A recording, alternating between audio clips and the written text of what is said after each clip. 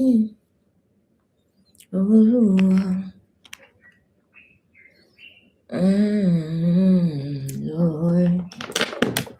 do it again in my life, Lord. Oh, very I Lord, do it again.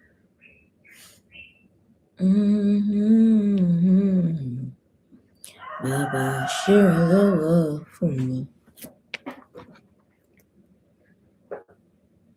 That song just came to my mind today. It's such an old song.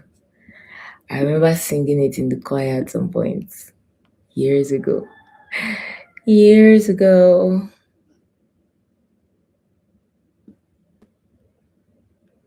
Lord, oh Lord.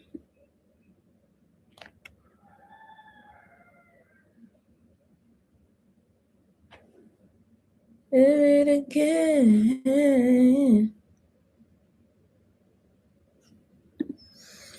Wow. Baba Shirla. Hello. Good morning. How are you doing today?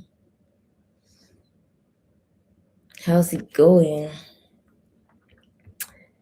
Welcome to the live today. And today I'm gonna be speaking to saying no. I'm gonna be speaking about self-indulgence and how it harms us.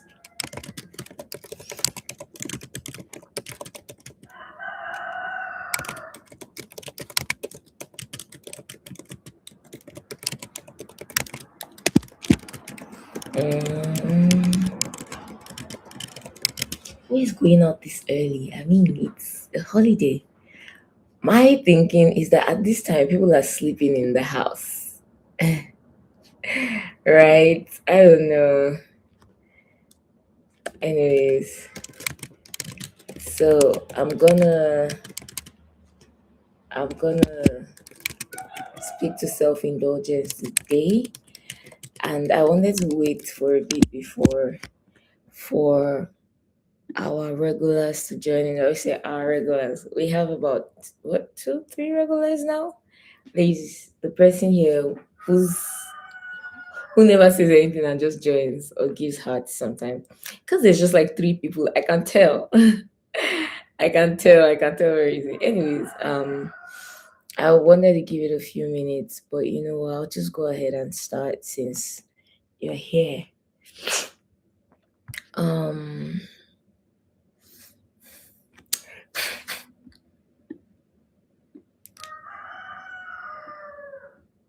yeah. So I was just thinking, right, on what to speak about this morning, and this topic came to mind, and it's it's it's a topic that I ponder about a lot because it's so easy to build a life and a habit of self-indulgence. It's so easy to be somebody who every time does what they feel like, right? It's so easy to be that person. You wake up, you're like, this is kind of what I'm feeling, um this is how they are bringing it for me. We see those kind of things. They say this is how they are bringing it for me, this is what I'm feeling like doing, this is the mood I'm in. And those things are valid things to say. But it's how that in continuing to what's the word in continuing to indulge ourselves in the way that we do, we lose sight of what's happening in the pattern of it, right? And there's a pattern that it is building. That's what's amazing.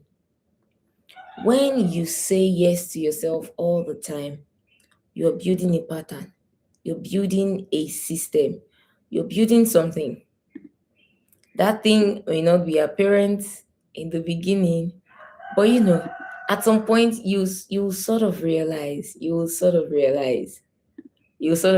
okay, this is a habit, this is the culture that I'm creating, even if that was not your intention. It's so tricky, things like this, right? It's how that it starts from small things, and as with everything, I say that a lot on here. I say that everything that becomes a big habit, a personality flaw, a character flaw, whatever it is, it starts as a small thing. It starts as a random thing that you do one day, and then it spitballs into a lifestyle, a belief, a practice, a culture. It always starts as a small thing. And that's why there must be the consciousness of the things that you're saying yes to on a daily, the things that you're saying yes to, the parts of yourself or your activities that you're saying yes to on a daily basis. There must be that consciousness. Should I allow myself do this? You should manage yourself with the seriousness and consistency that you will manage a business or a big organization, or a giant project. There should be that consciousness, and that should affect your discipline. It should influence how much you rest. It should influence just a lot. I watched a video yesterday, and it was an interview of the top YouTuber, Mr. Beast, and he was talking about how he knows that yes, he's already successful, but he wakes up and makes these videos anyways. And nobody can do videos on the scales that he does. He talked about constantly having a headache, constantly feeling, some sort of stress and distress, but he gets up and he moves regardless. He gets up and he does what needs to be done regardless. And that's because there's a consciousness that if I start today saying yes to my feelings, if I start today indulging myself, if I start today indulging my fantasies, he knows what that can result in. And so for him, he said in the interview that for him, it's not about him having made a few $1 million and resting. Is that you have to reckon with what you're trying to achieve and who you are, and the fact that nobody is going to do things the way you are doing them. And that's why you have to do them the way you are doing them.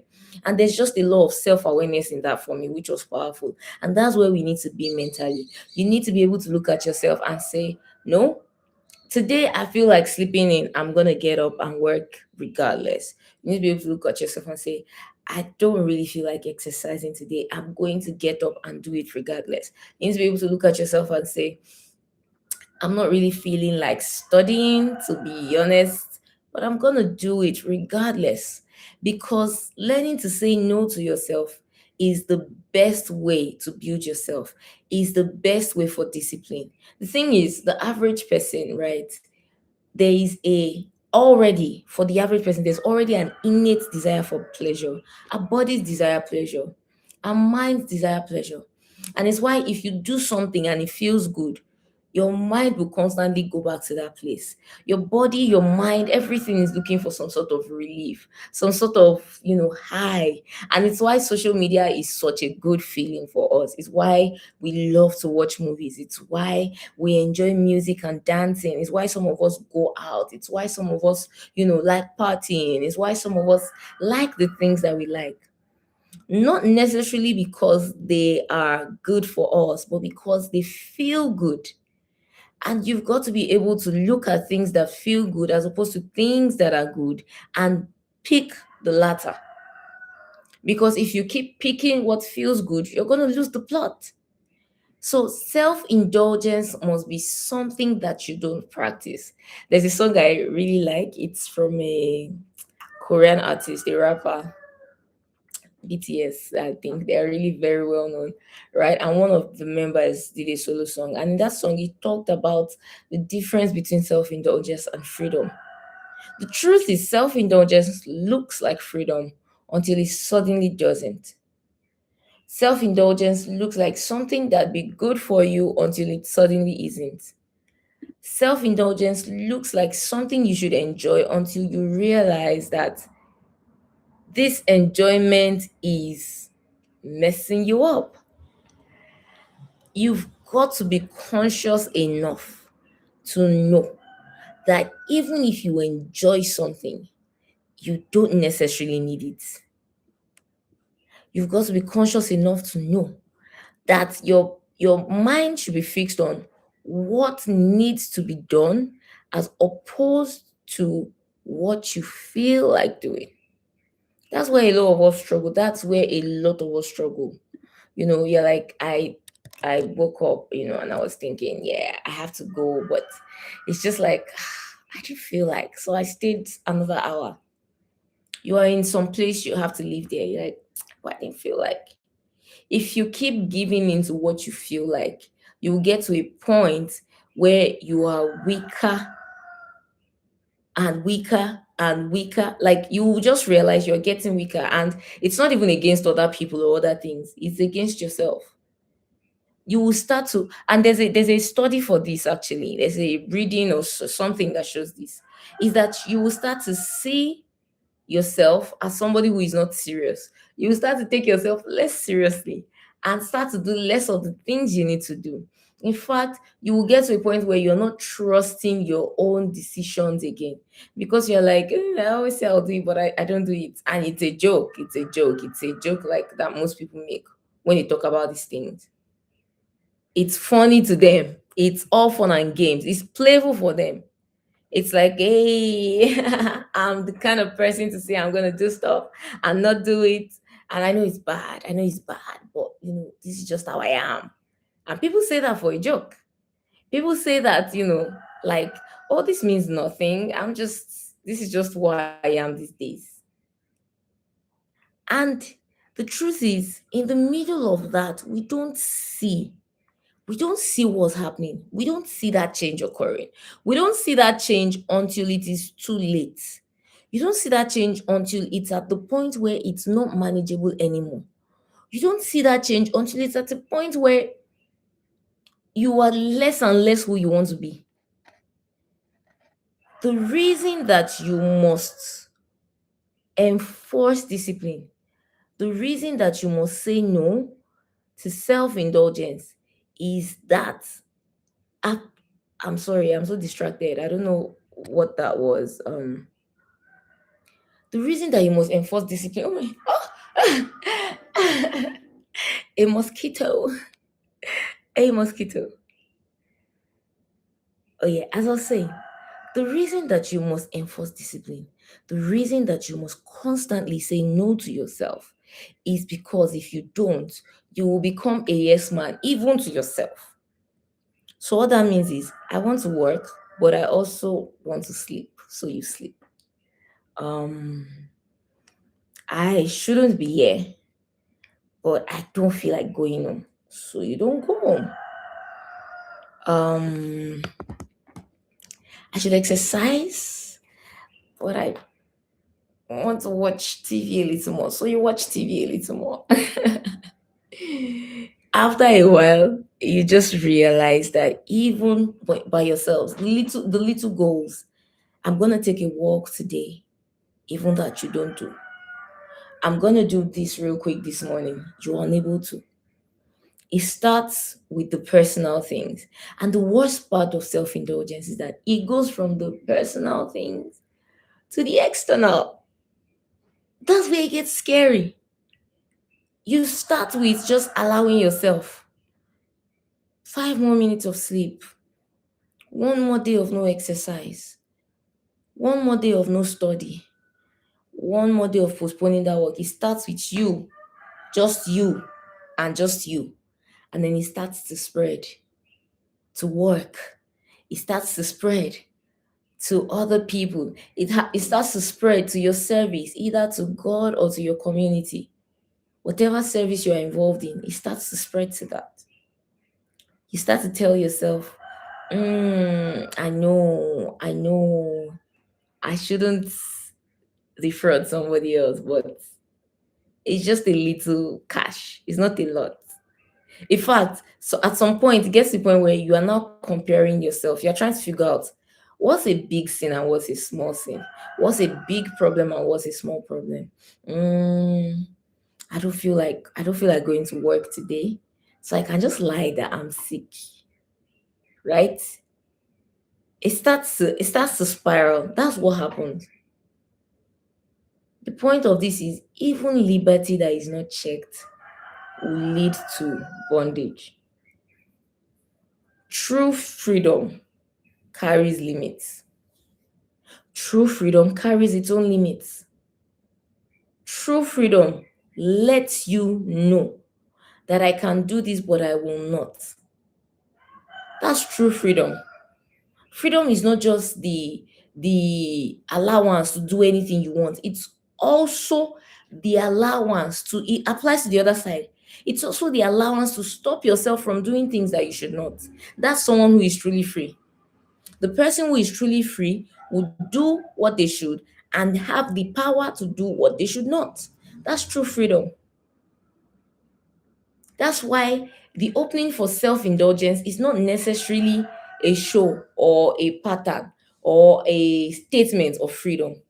The fact that you are able to say, I can do whatever I want, and so you eat unhealthily, you know, do things that are not healthy for your body, that is freedom misuse, which leads to bondage in itself.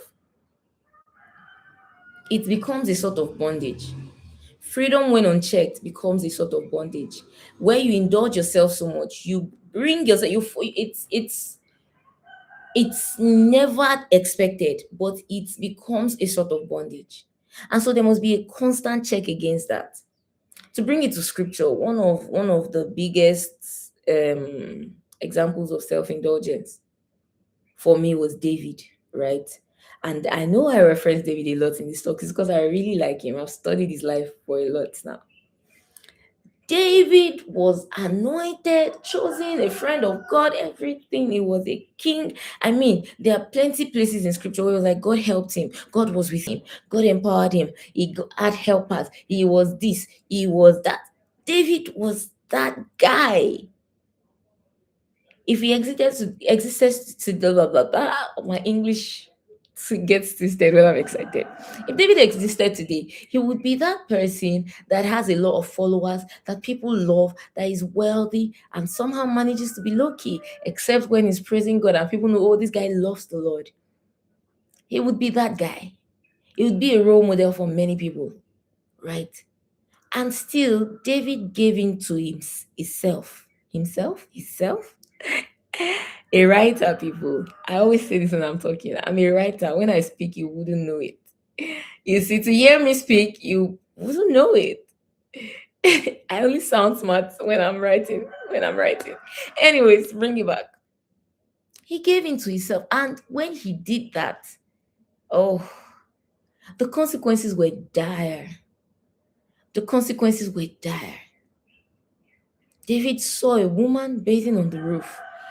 The first impulse, I mean, it happens here sometimes where you're walking on the road. I see somebody scantily clad. You see someone not wearing the right clothes. You see somebody or some people who are not in their right minds. They are even entirely naked. The first impulse when you see a naked person should be to look away. He saw a naked person and he was like, that's interesting. And he started looking. This is how self indulgence works, right? You know, he started to watch. And then he was watching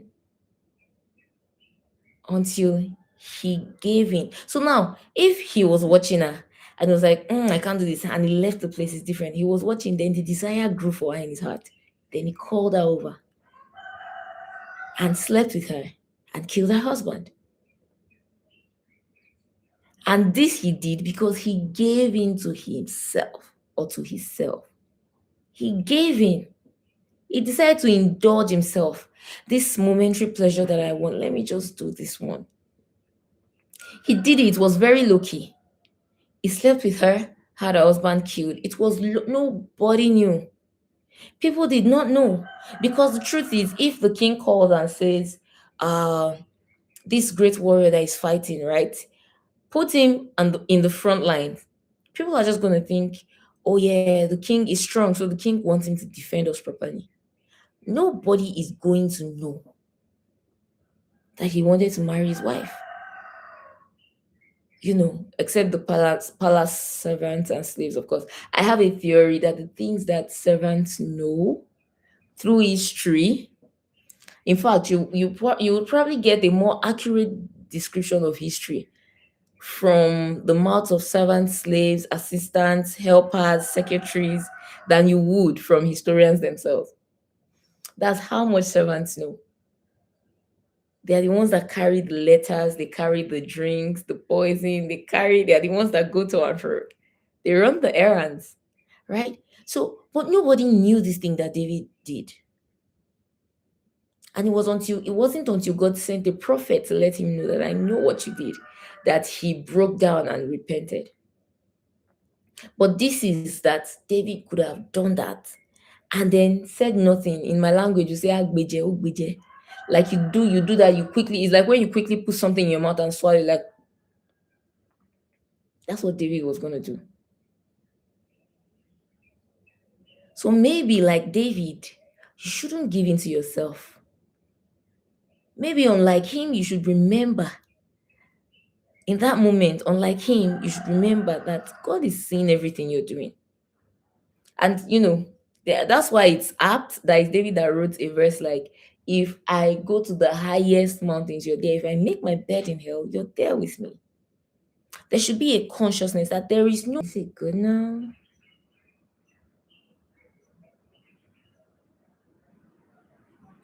Okay, I think I'm back.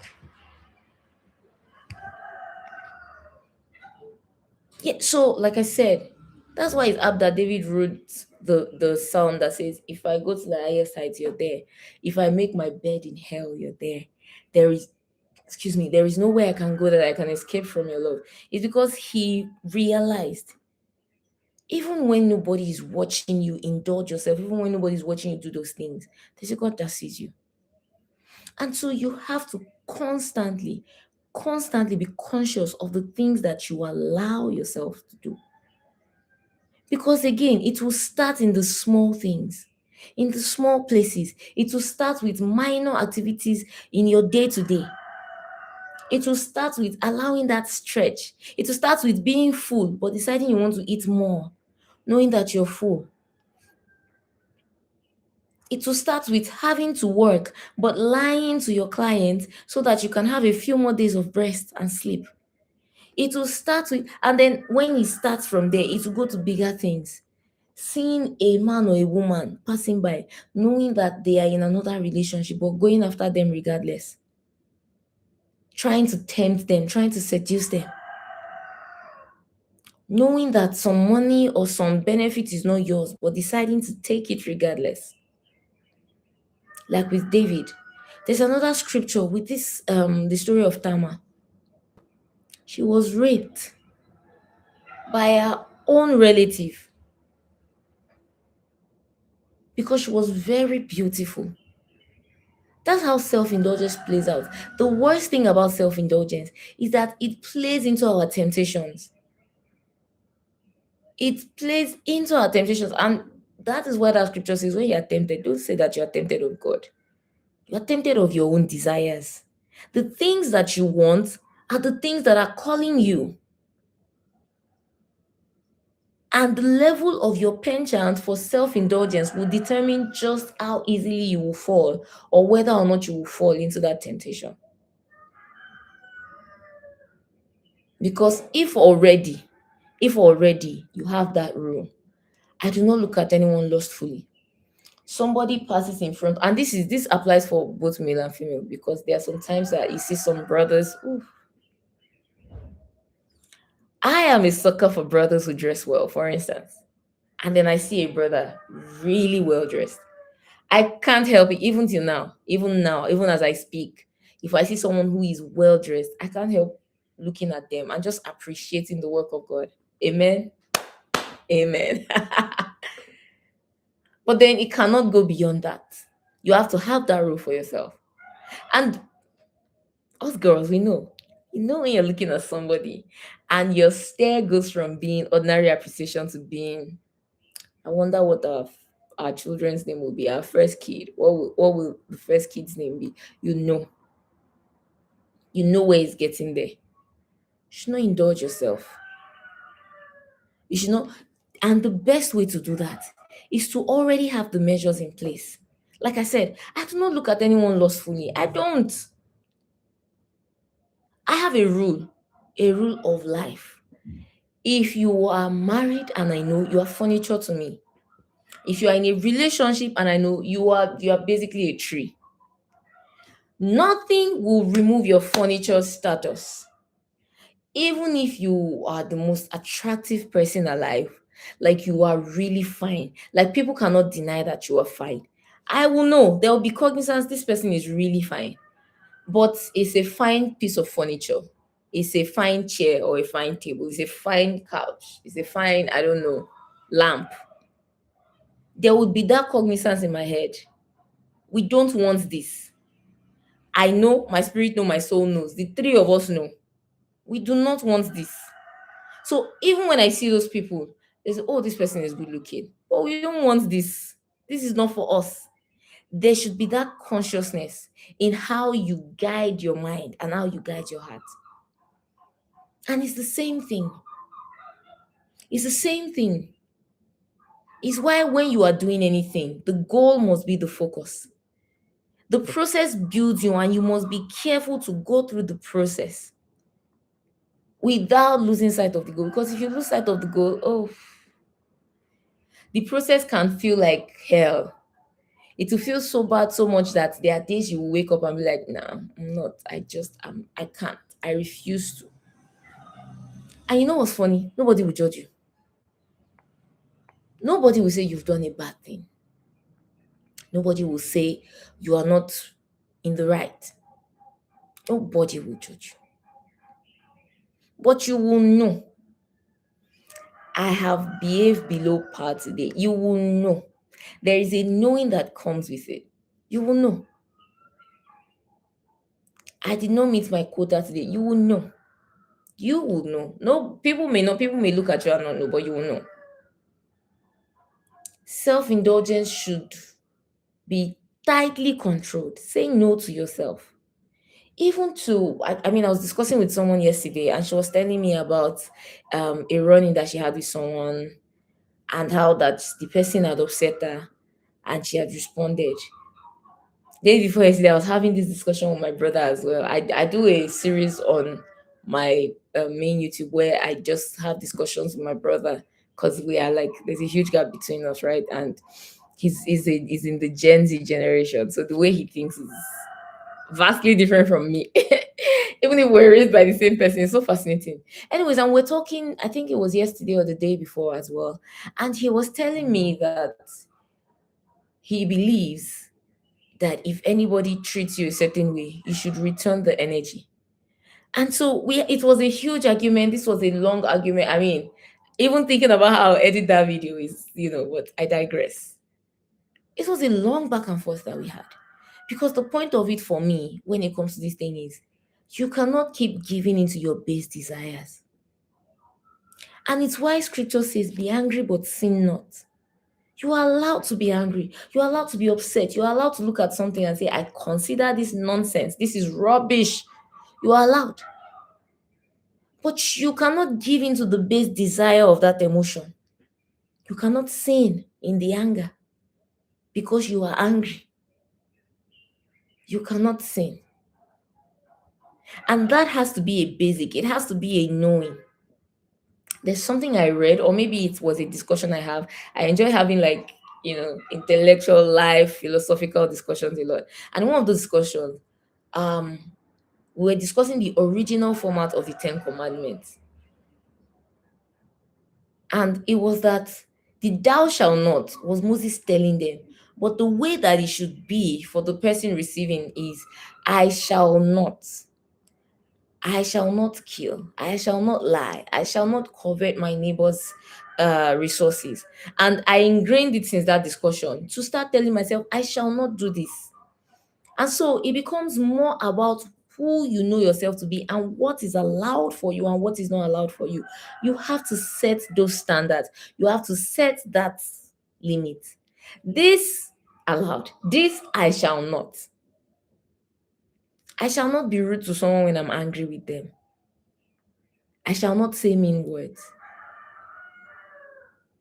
That's why when I'm angry, if I cannot rant to myself in the house, if I have to face it instantly, the biggest indication of anger for me is a loud one yell.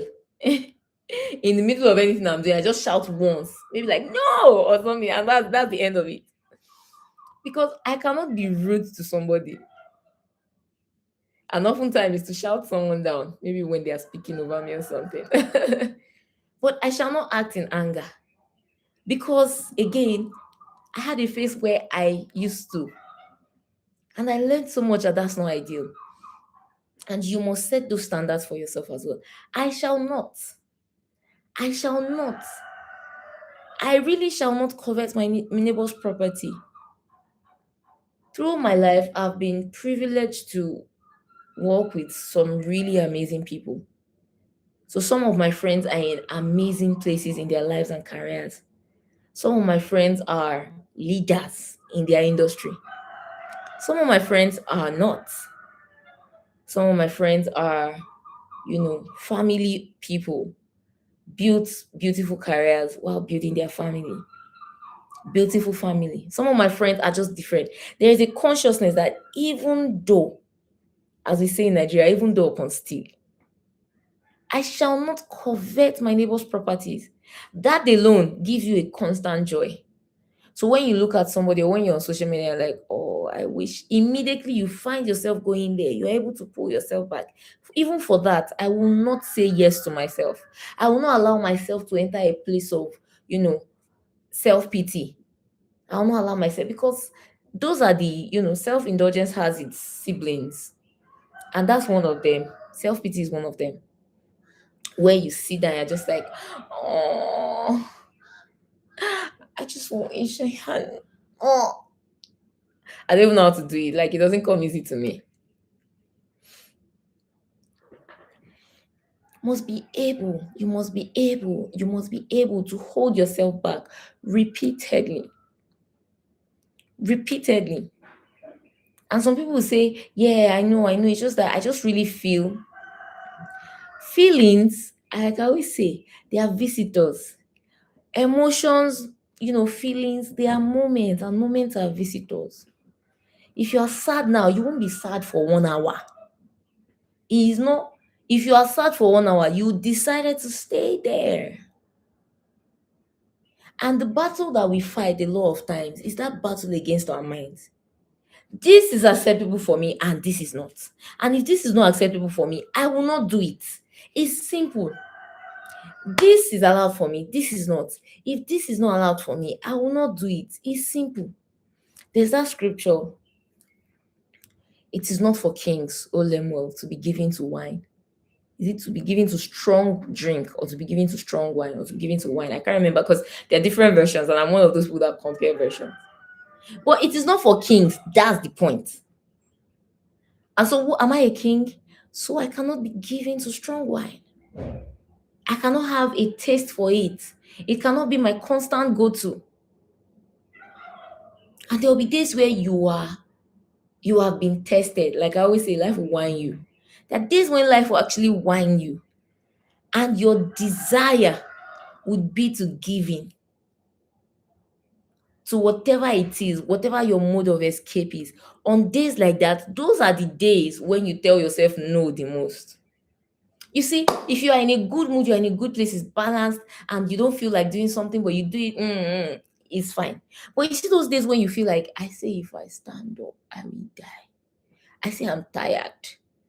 On those days when you stand up, there's a battle you've won in the subconscious that you may not be aware of, but you've won that battle.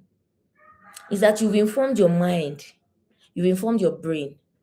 We don't act based on what we feel like doing. We act when we need to. We move when we need to. We work when we need to. And your mind needs that reminder every time. The brain cannot take what you don't teach it. Your mind cannot remember what you don't fill it with. Which is why a lot of people, after watching, I have friends who they've listened to their pastor talk so much that they talk like their pastors. When you watch them, you see the way they, gesture, you see their mannerisms, you can say this person reminds me of somebody, this person. It's because that's all they've consumed.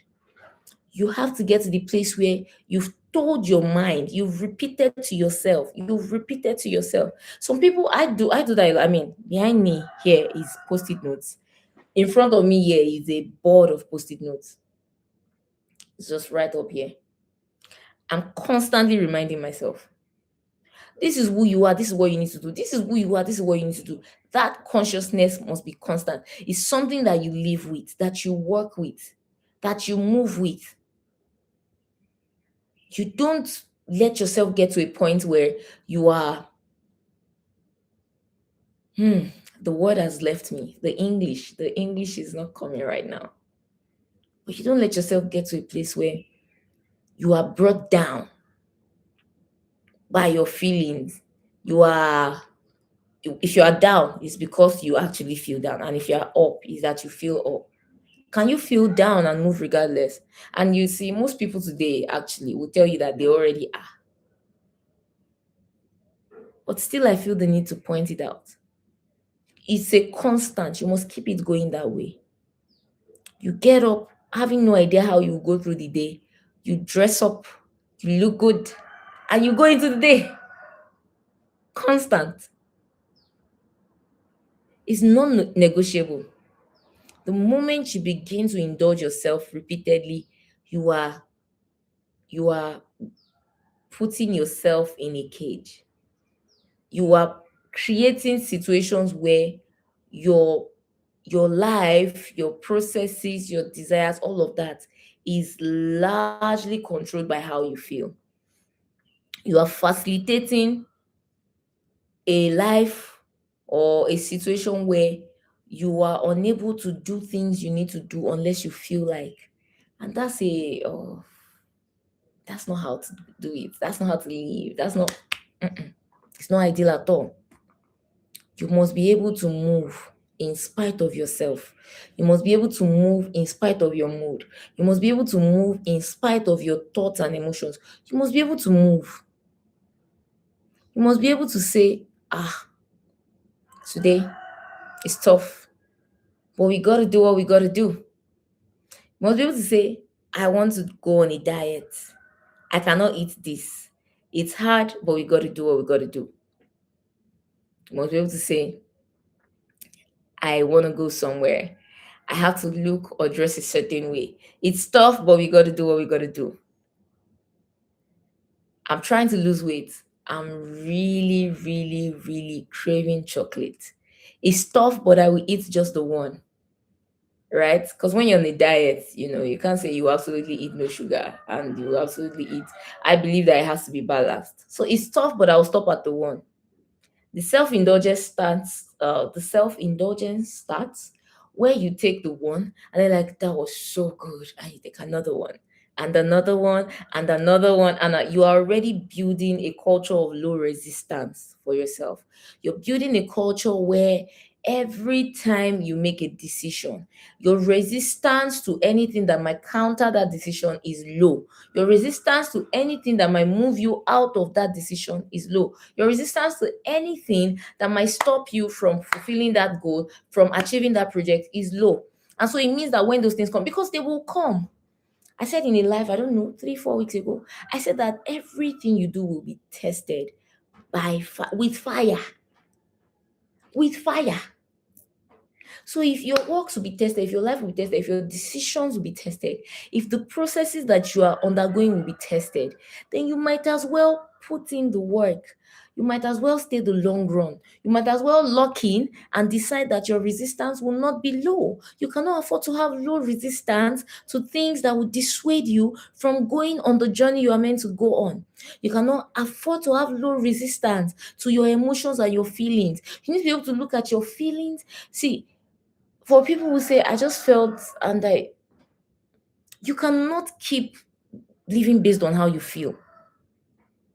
You need to look at your feelings and decide that, yes, I feel, acknowledge them. I feel this way. I feel this way. For that moment, I feel this way. I'm so upset. I'm so tired. David said, I encouraged myself in the Lord. I'm saying this because I I have gone through this. I am going through this in some way. As recently as last week or 2 weeks ago, last week, yeah, because this Saturday, last week, I just cried. I was just so stressed, so tired, so overwhelmed. I just wept. I wept, I lost it, I freaked out, I cleaned my eyes, and I continued. And that's the average person. A lot of people are already living like that. So for you who is listening to this or who will listen to this after the live and who is feeling, I don't know what I gotta do to make it work. I don't know how much more I gotta give.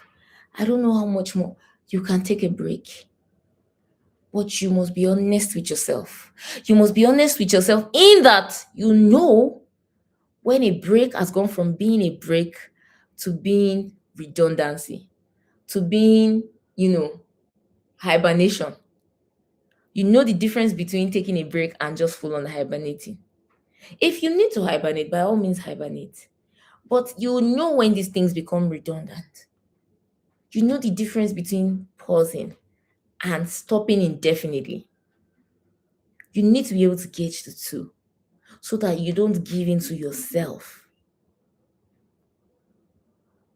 Whether you're studying, you're working, you're trying to build something, whatever it is, you need to be able to do the honest work of telling yourself, now I gotta keep moving. Now I have to stop this. Self indulgence is the reason why we build a lot of the bad habits we build. You need to tell yourself, I have to stop this. I just realized that we're about 40 minutes in. So even in your interpersonal relationships, because it always comes there to me, it always comes back there for me. It always comes back there in how we're relating with the people around us, our neighbors, our friends. You cannot give in to you need to crucify your desires and fantasies. You need to crucify them, put them on a cross somewhere and let them die. So that when you move with clarity. Yes, there will be things that you want and things that you want to achieve. But there are also fantasies that you specifically by yourself create that will stop you from being able to achieve those things. So you need to be able to move away from those fantasies and focus on the goal. That's what I mean when I say you need to crucify your desires and fantasies. Okay, so for example, for some clarity, you want to be wealthy when you grow up. That's a goal, a desire, right? Cool. But the fantasy that you have of how that will come, excuse me, the fantasy that you have of how that will come about is you will meet some rich guy. You're gonna, oh, excuse me. Oh. The fantasy that you have of achieving that is you'll meet some rich guy. You're gonna fall in love. You fall in love so much and you'll be like, oh, my love, my life, my bride. I don't want you to lift a finger anymore in your life. That's a fantasy. And what happens with us is because of the pleasure that it gives, we spend a lot of time in our fantasies. For positive or for negative. Negative might be somebody has upset you. I'm going to call them out. You've decided that you call them out. So you spend quality time imagining how glorious that fight is going to be. I'm saying this knowing that I do it and I feel very called out, right? But that's what comes to mind as I'm speaking. You are there, you are dancing in the joy of how you're going to give them a piece of your mind. You're going to have a talking to with this person. That's a fantasy as well. You are spending quality time that you should be spending working. You spend that time sitting down and having that argument in your mind. When they say this, I will say this. Then they will say this, then I will say this. Then if you get here, I'll do this. Crucify those fantasies. Stop indulging them. I want to be rich, and I just imagine that one good Samaritan will just come and he will just give me like $1,000 to build my business. Crucify those fantasies. Stop indulging them. Stop indulging them. stop indulging them. I know I should get up and work. I already have a plan and I have a schedule and a timetable. I'm just so tired. Like I worked yesterday and the day before yesterday and I worked and I'm just stop indulging yourself. Move from it's children who have to eat when they are hungry. It's only children. Babies have to eat when they are hungry. If not, they will cry the house down. If they want to pee, they have to pee immediately. If they want to, do number two, they have to do it immediately. If there's any discomfort, it has to be sorted immediately. That's babies. But you're grown, you're grown. And this applies spiritually and physically. It's why when you start your spiritual journey and the Lord is trying to call you, it's going to be so easy. You pray for it today, it's going to come tonight. You know, you test for something, you say, Lord, please do this. Best believe you sleep and wake up is going to be happening. Because at that point, it's new. Then as you grow, you pray, and then the Lord is like, yeah, you got to be on this mountain a little longer. Just because you have to generate energy in the spirit to command some things. Not because it can't be done, but because you have to grow to the place where you can generate spiritual energy. And so it applies physically. When you are a baby, you must eat when you're hungry. You sleep until you want to wake up. And then when you are awake, you stay active until you have to sleep. You sleep whenever you like, eat whenever you like. Children, I mean, there are even parents who force children to go to bed early. Children have bedtime of 7:30, 8 o'clock because they need to sleep. When you're an adult, it's entirely different. Whether or not you want to, you have to wake up early. If there are things that you want to do with your day, especially for people who go out to work and all of that, some people wake up early to work out, some to pray, some to meditate. It's different things.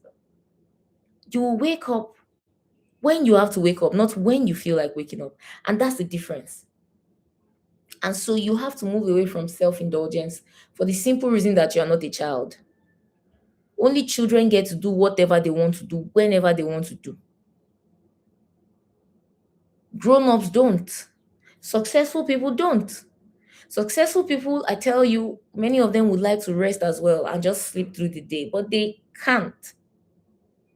If they want to do that, they have to plan it and do a vacation and know that it's a rest period. There's a lot of discipline around how they then spend their time and their resources. There is nobody that is grown or growing that will be able to continue doing things when they want to do, how they want to do, just based on their feelings and impulses. And that's why you need to be able to say no to yourself. I want this. It's a very strong desire, but no, no, no. To habits, impulse buying, you know, excessive spending on money, overeating, gluttony, all of that is self-indulgence. Those are the offshoots, the siblings, the effect, the children of self-indulgence. Overspending, self-pity, being easily tempted. I love the Korean language. It says a person with weak ears. You can anywhere. You hear this, oh, I'm doing this. You hear this, oh, I'm doing. It's self-indulgence. You are so used to just being a yes man to yourself that it's easy to move you any which way. It's easy to change your orientation, rearrange your mind. It's easy. People don't have to work too hard to convince you that you are wrong, to convince you that you don't know what you're doing. Because already by yourself, you already live like that. You've got to come to a place where that's not, you have to. It's not negotiable. You have to. You have to. And that's really all I came to say today. Today, because it's not one of those lives where we are chatting a lot. I must have spoken a lot more than chatting, which I think is really cool anyways. But that's all I came to say today, right? And if you watch this at any point and it just gives you some sort of encouragement, and that's all. That's all I need to hear. That's all I want to know. Thank you for watching. Um and I do this every day. Like I said, I'll be here tomorrow. I know that there's usually I just don't know. Like I wish I could fix a face or a name to the faces that come and go, right? But I don't. I can't, which is what I don't like about YouTube live streams. Because there are these other platforms that tell you, give you all that information. Anyways, um, that's all I came to say today. I'm gonna go now, and I do this every day, 6:30 a.m. to 7:30 a.m. WAT. So if you want to join for the next live, I'll be here tomorrow at 6:30 a.m. Thank you so much for. Oh, tomorrow is Sunday, so I won't be here tomorrow. I live stream every day except Sundays.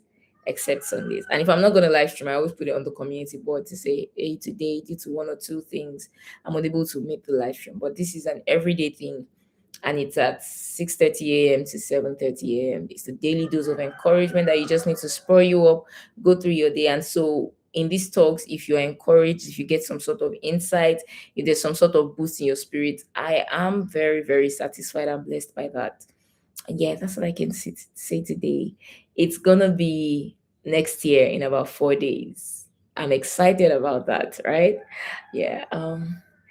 So yeah, thank you so much for joining. I will see you on Monday, not tomorrow. I'll see you on Monday at 6:30 a.m. WAT. Bye. Have a blessed day.